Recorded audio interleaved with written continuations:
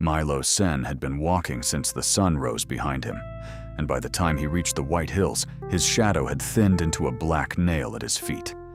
The road was not a road anymore, only two pale scars pressed into the hardpan by wagons, and later by trucks that had stopped coming. Dry grass leaned all one way in the wind. The air smelled of alkali, hot iron, and the faint, bitter rot of creosote leaves crushed under his boots. He had not planned to cross the bright mesa country. No one sensible crossed it on foot in the last week of September, when the summer had not truly left, and the first cold fronts had not yet learned the route down from the north. But the onion trucks had emptied their beds at dawn. The foreman had counted the men twice, and Milo's name had not been on the second list. He had not argued. Arguing cost water. He had taken the canvas coat he slept under, the heel of bread he had saved from supper, and the canteen he had filled halfway from a spigot before a driver twisted the handle off and told him to move along. By noon, the bread was gone. By 2, the canteen gave him one swallow that tasted of tin and old hose. By 3, when the wind began dragging dust sideways across the flats, Milo saw the head frame of a mine standing on a low ridge ahead of him. At first, it seemed too thin to be real. 4 dark posts leaned together against the sky, cross-braced and weather-silvered, like a tower made from bones stripped clean by patient weather. Beyond it sat a roofless hoist house, a line of ore bins, and the collapsed ribs of a tram shed. No smoke, no voices, no fresh tracks. The place had the abandoned stillness Milo had learned to recognize as useful. Ruins sometimes held shade. Sometimes they held water trapped in a barrel under a broken gutter, or a mouse nest, or a shelf where someone long gone had left a jar of peaches that had turned black but still had sugar in it. Ruins did not ask a boy where he belonged. He climbed toward it because the road offered nothing else. The name on the hoist house lintel had almost disappeared.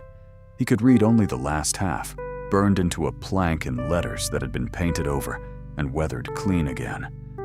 Crown Load. Above it, nailed crooked under the eave, was a smaller board with a hand cut into the wood. The hand pointed toward the shaft, and beneath it, someone had carved 3 words: "Call before lowering." Milo laughed once, without humor. There was no one to call. The shaft itself sat 30 paces from the hoist house, fenced long ago by posts and cable, most of the fence lying flat now, where cattle or wind had pushed it down. The mouth was covered by heavy timbers, but a square opening had been left at the center for the old elevator cage. Across that opening hung a black line as thick as Milo's wrist. It descended from the headframe sheave and disappeared through the dark, like a question dropped into a well. The cable was not still. It gave a small, slow twitch while Milo watched it. Not enough to swing. Not enough to be wind. A tightening, then a slackening, as though some patient hand far below had closed around it and let go. The hoist house offered a strip of shade, and shade was stronger than fear. Milo went into it with his shoulders drawn up and his eyes on every corner. The floor had buckled where roots had entered under the sill. A drum as wide as a wagon wheel sat in the center, wrapped with the same black cable that crossed the shaft. Beside it stood a brake lever, a cracked leather chair, and a wall of signal plates. The plates were not all the same age. Some were factory stamped, their letters raised under dust. Others were scraps of zinc and enamel screwed over old holes. At the top was the simplest one. 1 pull. Stop. 2 pulls. Lower, slow. 3 pulls. Hoist, slow. 4 pulls. Trouble below. Steady shaking.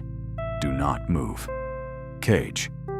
Below that, in smaller hand-cut letters, another instruction had been fixed. If no man answers, test the answerer. A shelf beneath the plates held a dry grease pot, a broken lantern, 2 wedges of ash wood, and a brown glass bottle with no cork. In the corner was a rain barrel under a gutter that no longer reached the roof. Milo crossed to it too quickly, lifted the lid, and saw only cracked mud at the bottom. He scraped it with 2 fingers and found dampness no thicker than spit. His throat clenched. He leaned against the barrel until the worst of the dizziness passed. The sun outside had turned a little brazier. The wind began to make a long noise along the headframe cables, almost a hum, almost a warning. He should have gone down the ridge before dark. He knew that. A road, even a poor one, was safer than an old mine. But he could not stop looking at the shaft cable. It hung through all that hot, empty air, as if it remembered work. Milo took the cable where it passed through a slot in the hoist house wall. Its outer wires were rough with rust, but beneath the rust, there was still the cold hardness of good steel. He pulled once, lightly. The hoist drum creaked. A small bell should have rung somewhere, but there was only the grind of dust in a pulley. Then, from the shaft, came a sound. It was not an echo. It was too shaped for that. One deep knock traveled up the hole, followed by another, then a third, each separated by a pause long enough for Milo's heart to jump into the space between them. After the third knock, the cable in his hands trembled with a faint answering pull. Outside, the mine yard had not changed. The ore bins stared with their black mouths. The shale slope still held the last light. No voice called. No bird rose. The sound had come from below, from the vertical dark under the headframe, and it had been as deliberate as knuckles striking a door. He picked up the broken lantern because it was the nearest thing like a weapon, then set it down because it would shatter in his hand. His first thought was of a miner trapped, but the thought collapsed under its own age. The place had been dead for years, maybe decades. His second thought was of another drifter, someone hiding below with water, food, and a cruel sense of humor. That one had weight. He had met men who would answer a boy from a hole just to make him lean over the edge. He went outside and circled the shaft, keeping back from the opening. The timbers over it were sun-split but thick. The cage was not visible from above. Only the cable went down, and beside it, a narrow pipe descended through the same square hole.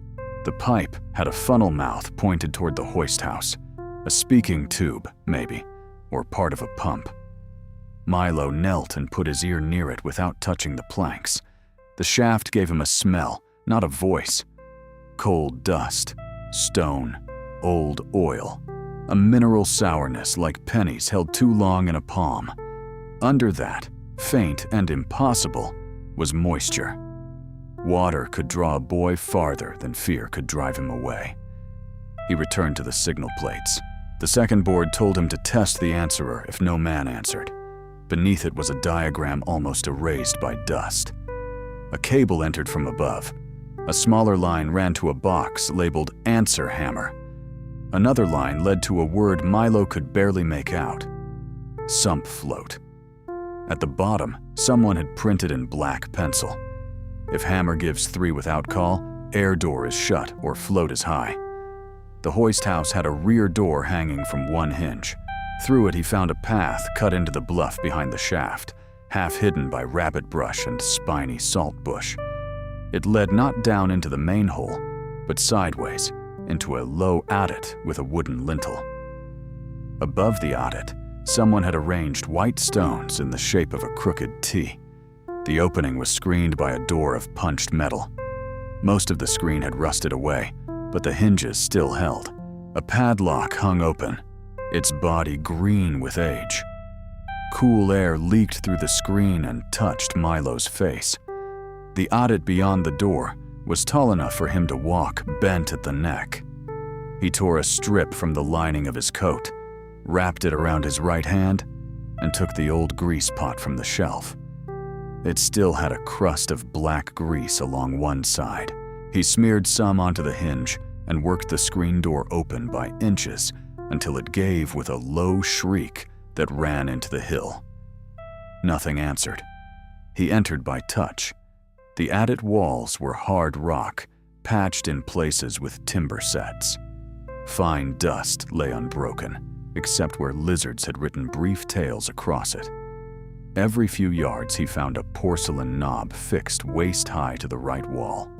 A wire once ran through them, gone now, except for green stains at the screws. At the first branch, a sign hung from a nail. Service walk to hoist pit. Keep right hand on wall. Do not trust the floor after the third post. Milo kept his right hand on the wall. After the third post, the floor changed. What looked like hard-packed dirt became a plank bridge over a black slot. He stopped with his boot over emptiness and felt sweat break cold under his arms. The bridge was only 3 planks wide, but the center plank still sounded firm when he knocked it with his heel. He crossed slowly, remembering not to look down after looking down once. The passage opened into a chamber behind the shaft. A thin gray light entered from above, falling through cracks in the collar and the old elevator opening.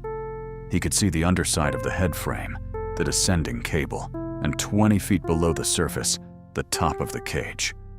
It was not at the bottom. It hung jammed in the shaft, tilted slightly. Its iron roof caught against a guide beam.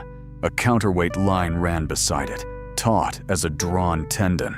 Below the cage, the shaft continued into blackness. The answering sound came again. This time, Milo saw the source. On the far wall, beyond the cage, a small iron hammer rose and struck a suspended plate. Knock.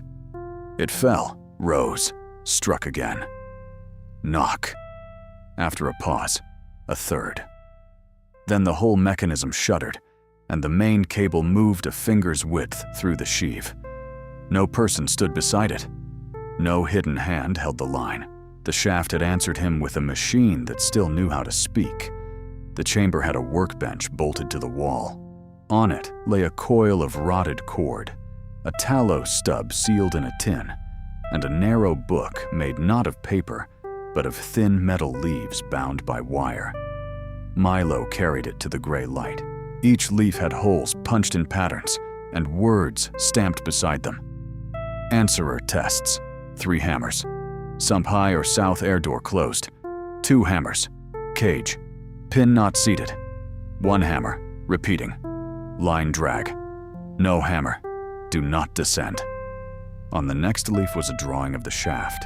The elevator cage could stop at 3 levels: collar, tool gallery, and sump gallery. The tool gallery was where he stood. The sump gallery was far below, near water. Between them was a chamber labeled balance room. At the bottom of the page, someone had scratched additional words with a nail. If the answerer wakes on its own, somebody above has forgotten what below is holding. He was thirsty enough that the word sump shone brighter in his mind than danger. Mines collected water. Some held it foul and poisonous. Some held clear seep behind stone. If the float was high, there was water below. If the old system cared enough to hammer about it, maybe that water mattered.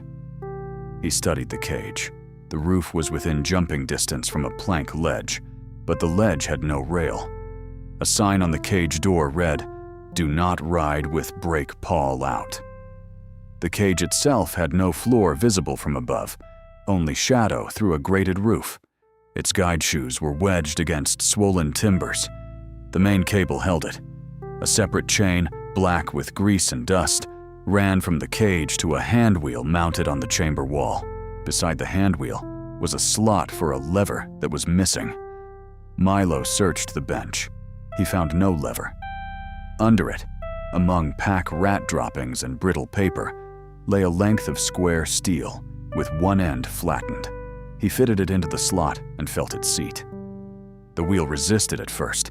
He set both hands to it and leaned until his shoulder screamed. The chain jumped, the cage shifted, and a shower of dust fell from overhead. Milo froze. The shaft swallowed the sound for a long time. Nothing broke. He turned the wheel the other way. Slower. The guide shoe squealed and slid half an inch. He turned again. The cage dropped with a sudden jerk. Not far, but enough to make the counterweight line snap tight. The answer hammer struck twice rapidly. 2 hammers. Cage pin not seated. He went back to the metal book. The drawing showed a pin near the guide shoe. To seat it, he would have to reach out from the ledge to the cage roof and pull a handle shaped like a loop. Milo closed the book. He had once watched a boy fall from a barn loft in Lusk County. The boy had missed the hay pile by less than a foot. There had been no blood, only a sound like a sack of wet grain, and then a silence everyone pretended not to hear. Since then, Milo trusted height less than hunger, but the air in the chamber was cooler, and the smell of water remained. He lay flat on the ledge, belly against splintered plank, and reached across the gap. His fingertips brushed the loop. It swung away.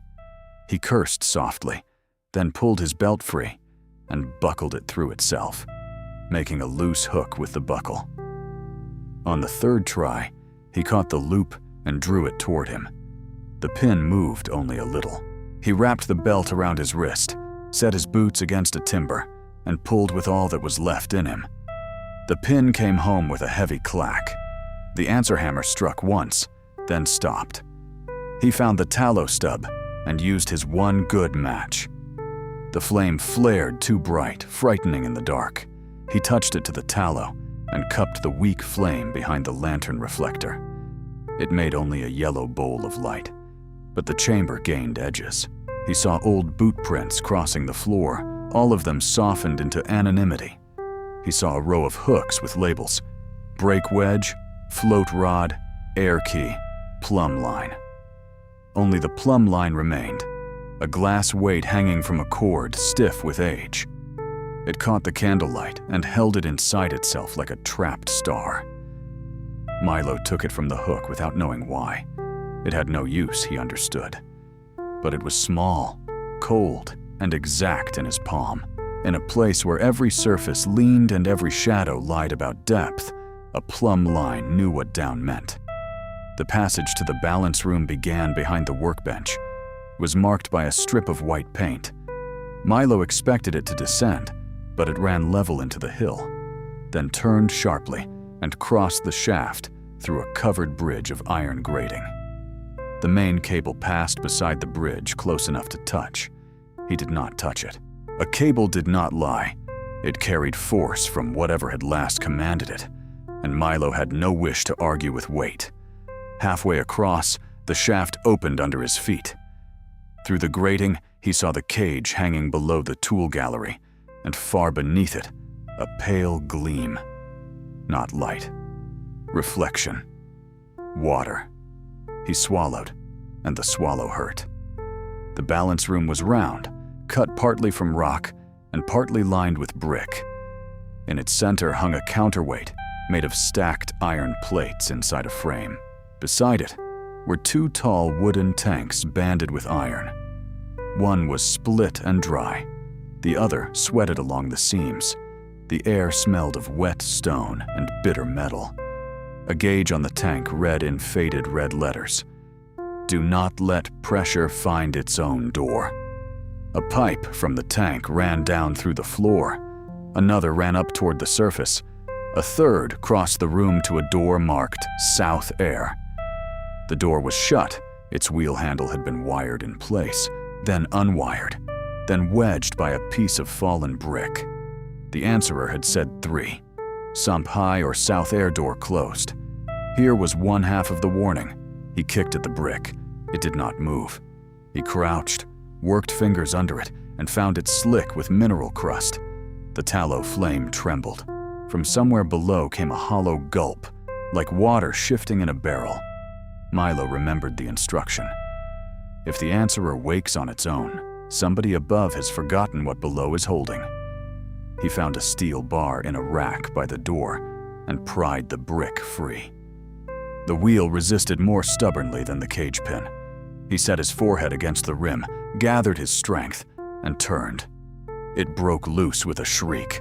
Air rushed through the door so suddenly the tallow went out. Darkness took the room whole. Milo crouched and held his breath. The rush became a steady draw, pulling dust past his face. The air had changed. It smelled less sour, more like stone after a rare rain.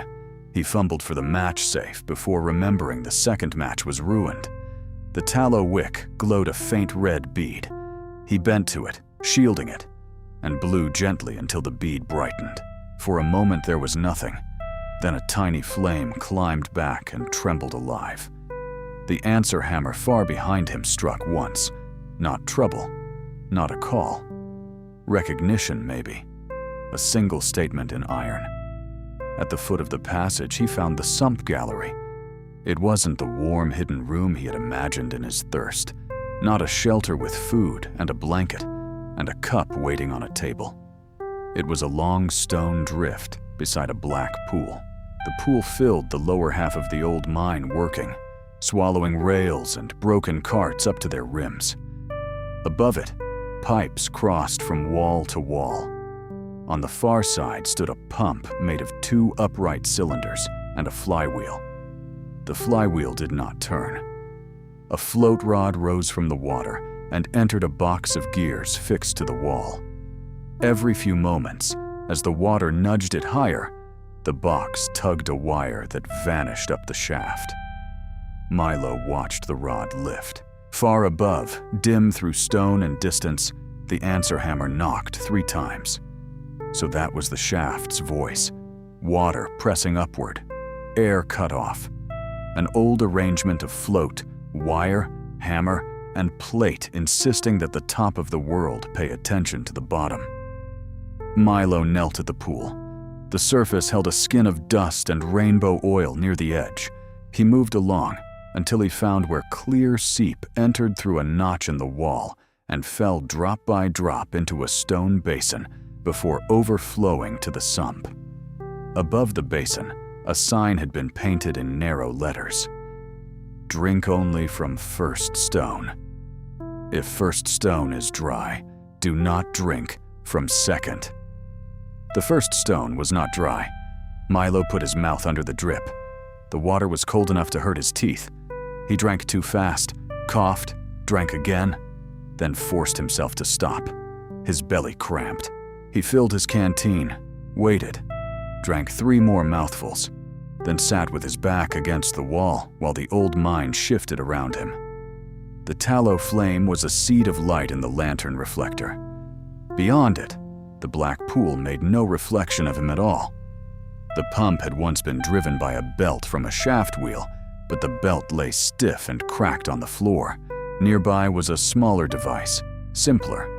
A hand pump bolted over the first stone basin, with a pipe leading up through the ceiling toward the tank in the balance room. Its handle was missing. On the wall beside it, instructions had been scratched into paint, then painted over, then scratched again. For hand lift, open first stone valve. Set return to tank. Pump until answerer gives 1 long. Do not pump against closed air.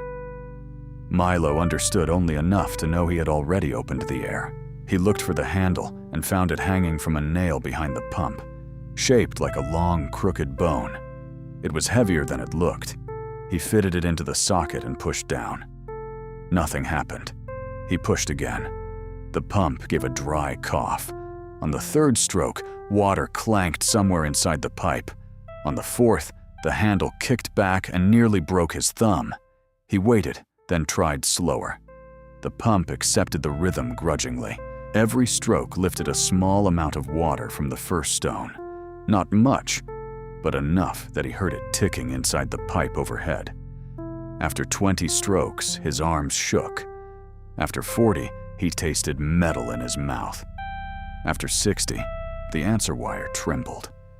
Far above, a single drawn-out knock traveled through the shaft, longer and lower than the others. 1 long. Milo stopped. The silence afterward was complete, except for water drops and his own ragged breathing. Something in the old system had changed. He did not know whether he had helped or merely moved danger into another room. He followed that line with his eyes and understood a little more. The water tank was part of the elevator. Water lifted by hand, or seep filled the tank, changed the counterweight, eased the cage, spoke through the hammer, opened and shut doors. The mine had not simply been worked, it had been taught to trade one force for another. On a table by the tank lay a drawer of zinc squares, each stamped with a number and a notch. Tally pieces, but not for belonging the way a badge belonged. These were machine memories. Beside them was a board full of slots. Some squares remained in place. Milo traced the labels. Tank filled. South air open. Cage. Pin seated. First stone running. North vent unknown. The last slot was empty. A note had been nailed beneath it in careful block letters. The north vent must be proved after every dust blow. If not proved, the shaft will answer until someone listens. Milo did not want another passage. He wanted the first stone water, and a place in the shade where no one would ask him to fix anything older than his grandfather would have been. But the answerer had not woken only because the south air door was closed. It had woken because the system was incomplete, because air on one side did not guarantee air on another, because a shaft was a vertical country, and a country needed all its roads open. He found the north vent on a second diagram inside the metal book. It did not run through the service adit. It climbed from the balance room to an intake hidden among rocks above the mine yard. Its lower grate could be reached by crawling through a passage labeled Bent Man's Cut, then clearing a sand trap, then pulling a chain until a white mark appeared. Milo nearly put the book down and walked away. Then the shaft knocked 3 times again. He ate the last crumbs from his pocket, washed them down with one mouthful from the canteen, and entered Bent Man's Cut. It earned its name immediately. He had to go on hands and knees, then elbows, pushing the lantern ahead though it had no flame. The air moved against him in faint, warm puffs. Twice he stopped, because the roof pressed so low over his shoulder blades that he felt the old panic of being held down. The cut rose, turned, and filled with powdery sand. He dug with the short-handled shovel until his wrists ached. The sand was not deep at first, only drifted across the floor. Then he reached the trap. It was a box pit sunk across the passage, designed to catch sand before it fell into the lower works. It had done its job too well. Years of dust blows had filled it to the lip and buried the chain he needed. Milo began scooping. The shovel blade rang against hidden stone, scraped wood, struck something that rolled. Sweat ran into his eyes. The air in the cut became stale. He tied his coat around his waist and worked in his shirt, elbows and palms raw. Every time he paused, he heard the answerer below. Not a knock now, but a faint tremor along the wall. A tapping carried through rods. He thought of the men in the onion truck calling him lucky because he was young enough to start anywhere. They had said it the way men said things when they had already closed the gate behind them. Start anywhere meant sleep where you could, leave before you were named, take the work that did not ask for papers, lose it when the crew shrank. Milo had been starting anywhere for so long that everywhere felt like a place that had already rejected him. The chain appeared under the sand at the moment he considered quitting. It was not iron, as he expected, but a flat belt of linked brass-colored plates gone dull with dust. He pulled. It did not move. He dug farther, found a stone wedged through one link, pried it out with the wrench, and pulled again. The vent above answered with a roar. Air dropped through the passage in a cool body, knocking dust into his face and driving him flat. Something scraped open overhead. The white mark appeared on a rod beside the chain, exactly as the book had promised. Milo coughed until he nearly vomited, but the air kept coming. Not fresh in the way outside air was fresh, but moving, alive with distance and stone shade. The answerer stopped. For the first time since he had pulled the cable, the shaft held silence without threat. Milo lay against the sand trap and laughed, because no one was there to hear how close the laugh came to sobbing. The dark did not laugh back. It had no mercy and no cruelty. It had only arrangements. A blocked door made one sound. A lifted float made another. A cleared vent made silence. He should have slept then.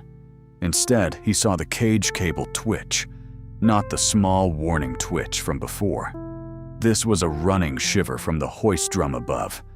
The counterweight frame in the balance room moved, stopped, moved again.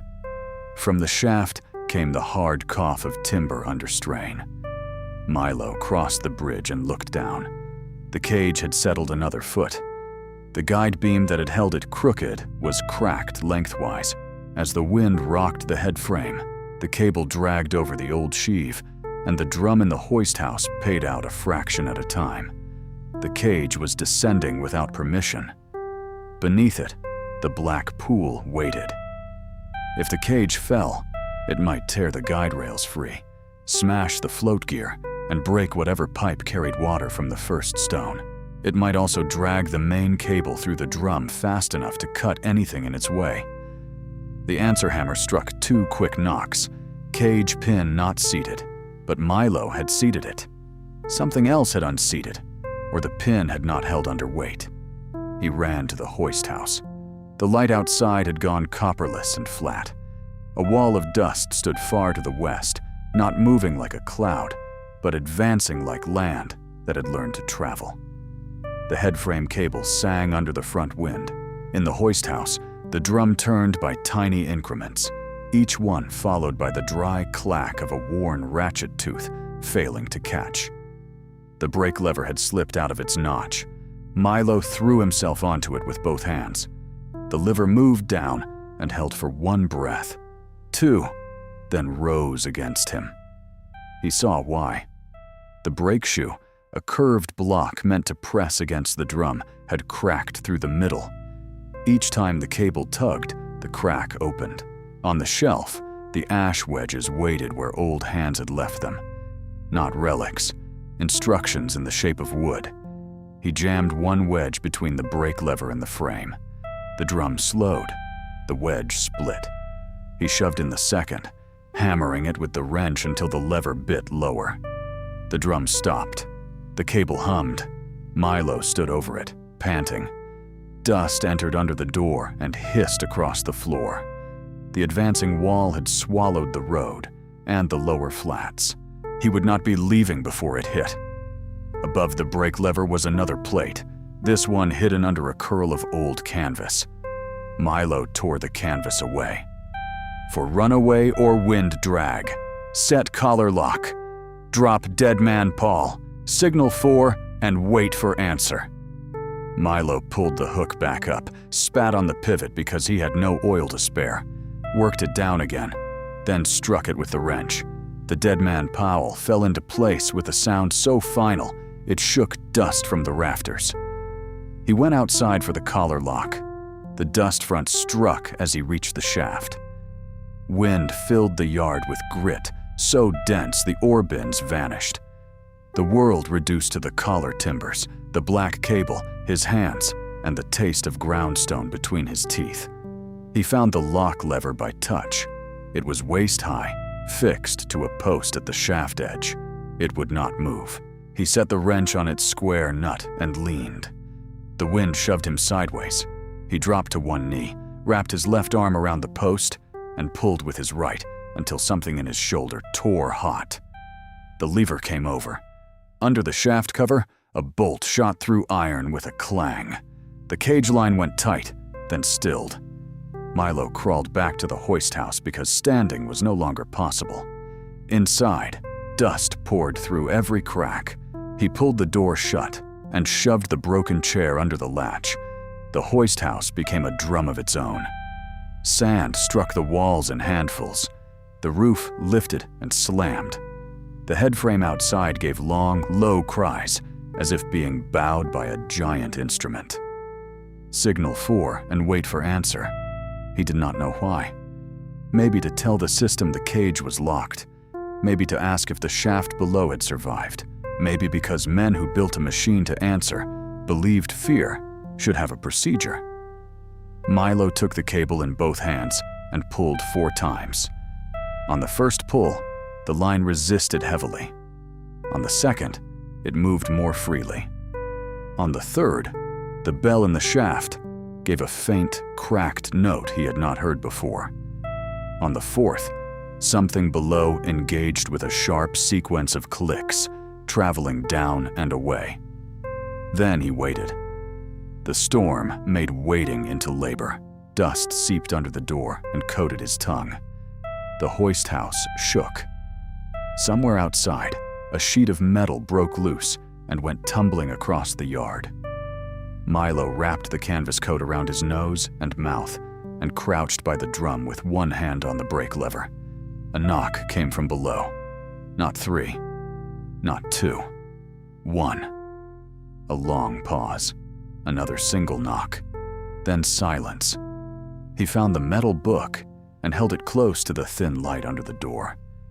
One repeating had meant line drag, but these were not repeating in warning rhythm.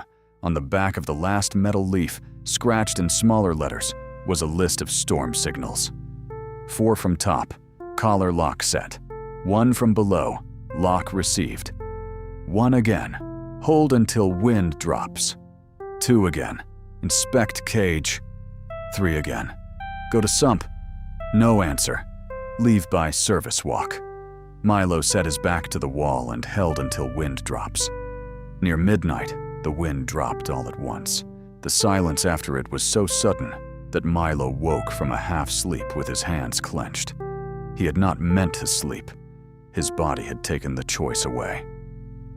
Moonlight fell through holes in the roof. The mine yard outside was changed. Sand had banked against the ore bins. The screen door to the service adit stood half buried. One of the old fence posts had vanished. The headframe still stood, though a cross brace had cracked and hung at a new angle. From the shaft came 2 knocks. Inspect cage. Milo closed his eyes. He had wanted the old system to be done wanting him. Instead, it had waited through the storm and resumed its exact demands. He went first to the service audit because the yard felt too open under moonlight. The wind had cleared the air, and stars burned hard over the ridge. In the tool gallery, he found the cage lower than before, but held by the collar lock and deadman Paul. One guide shoe had jumped its track. The pin he had seated remained in place, but the track itself had split where an old repair plate had loosened. If the lock were released, the cage would drop crooked and jam harder, or fall. The workbench offered no miracle. There were bolts in a tin, but their threads were wrong. There was a hand drill without bits. There was a coil of flat strap iron and a box of square nails.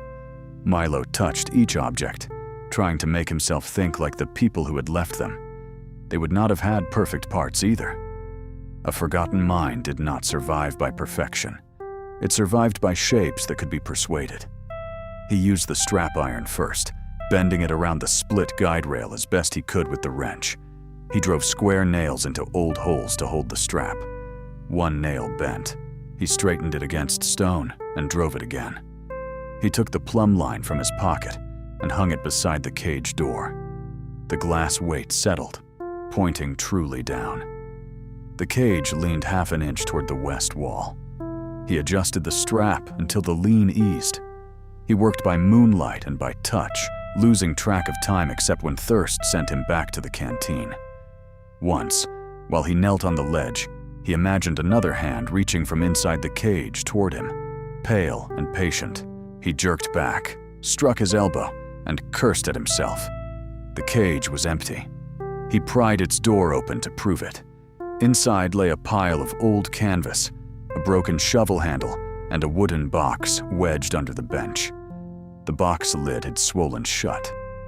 Milo carried it to the ledge and opened it with the wrench. Inside were not tools. They were cards. They were made of thick paper sealed in wax, each one pierced by holes like the metal book leaves. Names had been typed at the top, though damp had blurred some letters. Hattie Osler, Reuben Toll, Mina Graith, Aldo Sarin, Paca Loam. There were more, 20 at least. Beside each name were columns of numbers, then marks stamped in ink. trained on answerer, trained on hand lift, trained on north vent, trained on collar lock. At the bottom of the box lay a photograph wrapped in oil paper. Milo unfolded it carefully. It showed the same shaft, not ruined, crowded with people in work clothes. Some stood on the cage roof, some on the collar timbers, some in the head frame braces like boys in a tree. A woman with her hair tucked under a cap held one hand on the signal cable. A man beside her held the glass plumb line Milo had taken.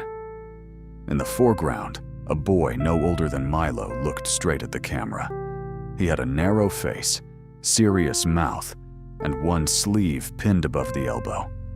On the back, someone had written, "The first time the shaft answered without a hoistman, May 19th, 1926. No one below left unheard again." Milo sat with the photograph in his lap.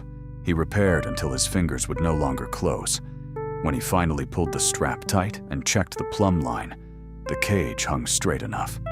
Not safe. Nothing here was safe. But less eager to die. He returned to the hoist house near dawn and released neither lock nor brake. He slept on the floor behind the drum, wrapped in his coat, with the photograph under his hand. He crawled to the rear window. A pickup stood at the edge of the mine yard, dust still sliding from its fenders. 2 men and a woman were unloading poles, canvas sacks, and a tripod. Surveyors, perhaps, not miners. Their clothes were too clean at the seams. One man wore a straw hat tied under his chin with cord. The other had a beard cut close and a red mark where a ring had been removed. The woman carried a case of instruments and moved with the careful impatience of someone who trusted measurements more than talk. Milo did not step out. People in trucks owned the first version of every story. A boy in a hoist house owned whatever blame they had room for. If something was broken, he had broken it. If water existed, he had stolen it. If the place was dangerous, he was trespassing. He crouched in shadow and listened. "This is the one," the bearded man said. "Old Crown Shaft. County map says abandoned, open, no active claim." "Map also says there's no standing structure," the woman said. "I see a standing structure." "Standing is generous," the straw-hatted man laughed. "We're not buying the romance of it, Tess. We set the test charges on the east shelf, read the ground, and get out before noon." Test charges. Milo's hand closed around the signal cable before he knew he had moved. The east shelf was above the balance room if the diagram in the metal book could be trusted. Charges there could crack the vent, the tank, the bridge, the first stone pipe. The people outside did not need to be cruel to be dangerous. Ignorance was enough. Milo almost stayed hidden.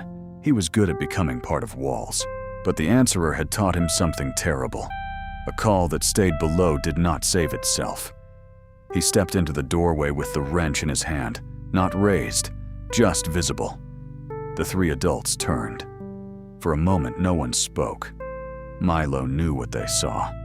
A thin boy dusted white from hair to boots, shirt torn at the elbow, face scraped, eyes too large from a night underground. A boy who could be ordered away. The bearded man said, "You need to clear out." Milo's throat stuck. He took 1 step into the yard. "You can't set charges on the east shelf." The straw-hatted man smiled as if this were a small entertainment. "Can't we? There's a balance room under it." That changed Tess's face. Not belief, but attention. The bearded man frowned. "There's no accessible workings on the east side. Survey says collapsed." "The survey is wrong. And you know that because?" Milo pointed to the shaft. "It told me." The straw-hatted man laughed aloud. The bearded man stopped smiling altogether. Tess looked past Milo into the hoist house, then at the signal cable in his hand. "What do you mean, it told you?" she asked. Milo could have explained badly and been dismissed. Instead, he walked to the cable and pulled once. The shaft answered with a single knock. The three adults froze. Milo pulled twice, waited, then pulled 4. Not because those signals were needed, but because he wanted them to feel the difference between echo and reply. Below, the answer hammer responded after each call with its weighted, delayed clarity.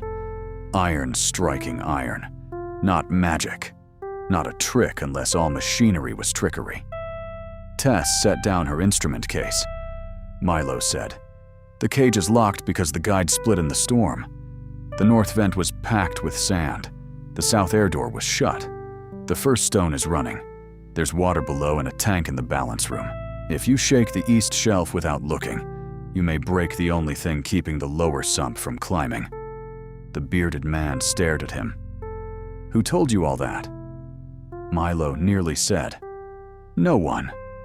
Then he thought of Hattie Osler's revised storm signals, Reuben Toll's hammer, Mina Graith's valve, Aldo Saren's blank card waiting in a box. They did. Tess opened her case. "Show me." When they climbed back, Corvin was waiting in the hoist house with his arms crossed. Brack stood at the truck, pretending not to listen while listening with his whole body. Tess said, "No charges." Corvin's face hardened. "You're not authorized to halt work. I'm authorized not to certify ground I haven't cleared, and I'm not clearing this. There's an active mechanical system under the shelf, a water-bearing level, and a compromised cage." "Active?" Corvin glanced at the ruin around him. "The thing is, junk." "It answered you," Milo said before he could stop himself. Corvin turned on him. "Machines make noise. Not unless something moves them." Tess closed her case. "We leave the charges in the truck." Tess did not leave after saying it. That mattered to Milo more than the words. She made Corvin carry the charges back to the truck and made Brack help her mark the ground above the balance room with stakes that meant, "Do not touch until someone wiser has crawled below." Then she followed Milo through the service audit, across the bad floor, into the tool gallery, and down to the places the old plates named. She did not treat the mine as a ghost story. She treated it as machinery, and because of that, Milo trusted her sooner than he meant to. At the answer hammer, she crouched until her knees popped. At the sweating tank, she tapped once, listened, and stepped back with respect. At the first stone, she tested the water on her fingers and watched how the overflow entered the black pool.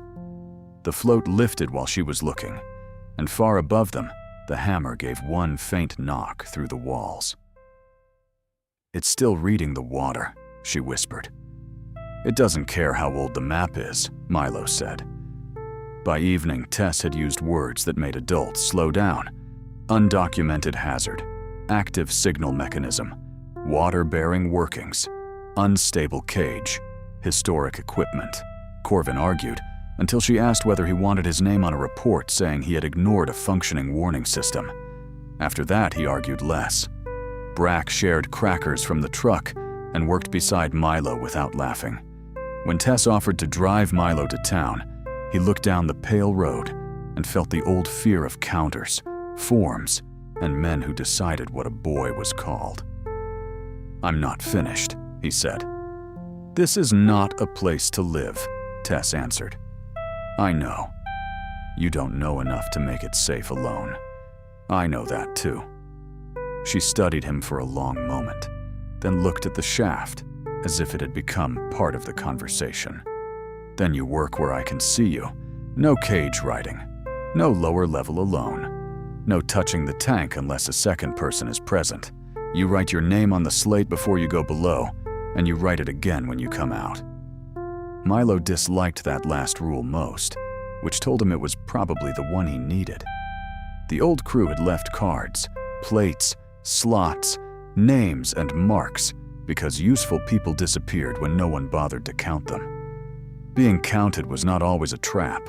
Sometimes it was the rope that told someone where to pull. 2 days later, a woman from the county historical office drove up in shoes the mine punished immediately. Her name was Lenora Quill. and she came with archive copies weighted under stones on a folding table. The old story emerged, not like a legend, but like a repair bill. In 1924, the Crown load cage had fallen after a cracked brake was reported and ignored. 3 men died. A one-armed oar boy named Aldo Sarin survived because he kept tugging a lower line until someone above finally understood there was still life under the wreck. Hattie Osler, widow of a hoistman and better at listening to machinery than any man who had refused her the chair, worked with Reuben Toll, Mina Graith, Pax Loam, and others whose names had been shortened or misspelled on payroll. They built the Answerer, the float, the first stone lift, the air doors, and the storm procedures, so no one below would be left unhurt again. The company called it obsolete when the mine changed hands. The county map called the shaft abandoned. The machinery disagreed for decades in silence, waiting for pressure, wind, water, or a lost boy to complete the circuit. The place changed slowly after that. Fence posts went up, but the vents stayed open. The powder shed was locked and labeled. The hoist house roof was patched with dull metal that did not scream so badly in wind. A slate board hung near the door with columns for name, task, level, time in, time out. Tess signed it. Brack signed it. Lenora signed it. Milo signed it with his jaw tight the first time and less tightly the next. He learned the mine by corrections. The north vent chain should be pulled only until the white mark showed. The first stone pump worked best in sets of 10 strokes with breathing between. The plumb line told the truth when the cage seemed straight and was not. The answer hammer needed a missing cover plate before the next dust season. Not a polished museum label, but a working plate with a gasket and screws that could be removed by cold hands. When the plate arrived, plain steel and heavier than expected, Tess let Milo hold it while she fitted the first bolt. On the inside face, where only the next mechanic would see, she had etched a line. Answerer, cover replaced after long silence. Msen, first responder. T. Arlo, B. Loden, L. Quill witnesses. Milo ran his thumb over his name. It did not look borrowed there. It looked anchored. That night, with permission written on the slate and Tess's lantern hanging from its hook, Milo stood alone in the tool gallery and opened the box of training cards. He did not pretend to know every system. He marked only what was true. North vent, lower trap, first stone hand lift, collar lock assist, answerer call and response, no cage operation. On the name line, he printed Milo Sen. Then he placed the card behind Aldo Sarin's, not because he had earned the mine, but because the mine now had a way to ask something of him, and someone would know where he had gone when he answered. Weeks later, after the heat broke into clear mornings and long amber afternoons, Milo was closing the hoist house when the upper signal line at the new safe post trembled. He turned with one hand, still on the latch. Beyond the fence stood a slight figure with a bedroll, half hidden in the last light, afraid enough not to call out and hopeful enough to have pulled once. The cable waited in Milo's hand, carrying the stranger's question through all the old arrangements. He pulled once in answer. Below, behind its new cover, the shaft gave one clear knock. The figure did not run. Milo took the lantern from its hook and lifted it so the light fell over the safe path, the water box, the warning signs, and his own face. "You heard it right," he called, his voice still rough from dust, but steady now. "Wait there, I'm coming up." The shaft did not speak again. It had done what it was built to do. It had carried a call from one side of fear to the other and returned it with enough truth for a person to move. Milo checked the collar lock by touch as he passed, latched the hoist house behind him, and walked toward the fence with the lantern held low, lighting the ground one careful step at a time.